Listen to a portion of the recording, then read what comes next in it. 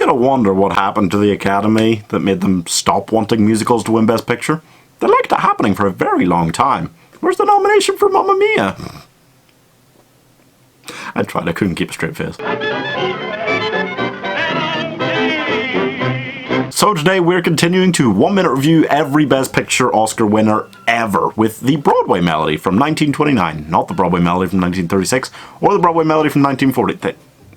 They made a lot of them. That is an awful long time ago, and the world, you think it's crazy right now. You want to have seen what happened when in the Jazz Singer premiere in 1927, the film finished after being the very first film to incorporate sound just into a part of the film.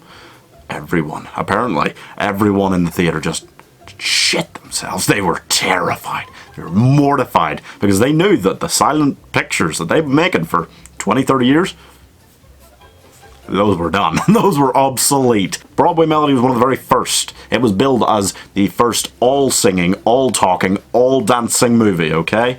It was huge. It was a big, big thing, okay? This was one of, maybe not exactly the first, but it was one of the very first musicals in cinema history, okay? The Broadway Melody is about a pair of sisters that move to New York to try and get on Broadway. They run into problems when their new act gets cut from a show, and then one of the sisters, who is less talented but more attractive, starts getting more opportunities than her talented sister, and the guy who was with this sister suddenly realizes he's got some feelings for the more attractive sister. Frankly, it's one of those films, you know, where I find them equally attractive, and I'm kind of like, what? It was almost 100 years ago, and that's why, you know, the love triangle idea in a film wasn't just destroyed and battered to death. However, there is a lot of novelty in seeing this film, and beyond novelty, it is actually just well done. Watching Wings, for me, felt like novelty, you know. You kind of can watch it and kind of appreciate some things about it, but you don't really enjoy it. This, I was actually able to sit and enjoy. Good thing this won, otherwise you might have fallen into a bit of a war and drama all the time, as opposed to something a bit more lighthearted like this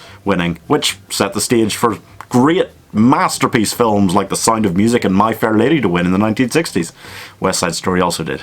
Anyway, does this manage to hold up better than Wings did? Here's my one review for the Broadway Melody. Yep, it does. Wings is a silent movie, so it is kind of at a disadvantage from the start. And it feels like a bit of a novelty, okay? Personally, I'm a big fan of guys like Gene Kelly and Fred Astaire, so this old-style kind of musical film is something I really enjoy watching in general, okay? Maybe you wouldn't. Maybe it doesn't hold up as well for other people. It's not quite at their level.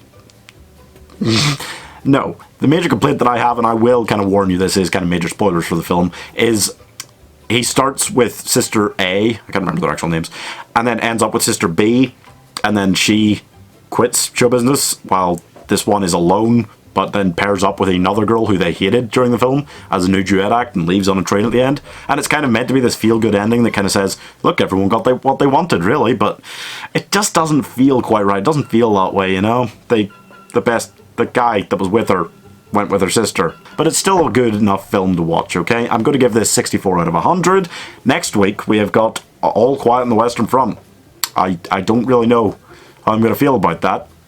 But we'll see how it goes, I guess. Let us know what other Best Picture winners you're looking forward to in the comments, or if there's just an old film that didn't win that you would like 1 minute reviewed separately.